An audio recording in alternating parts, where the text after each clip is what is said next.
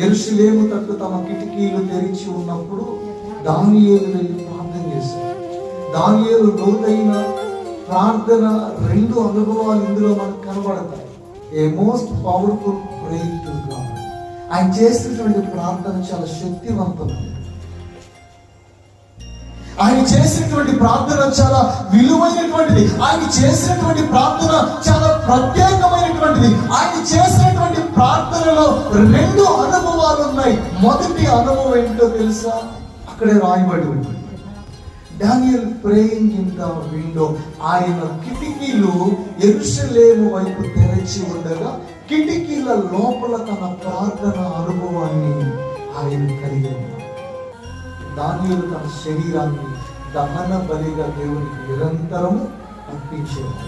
ఆయన కిటికీల లోపల చేసేటువంటి ప్రార్థన ద్వారా తమ విశ్వాసము నిరంతరం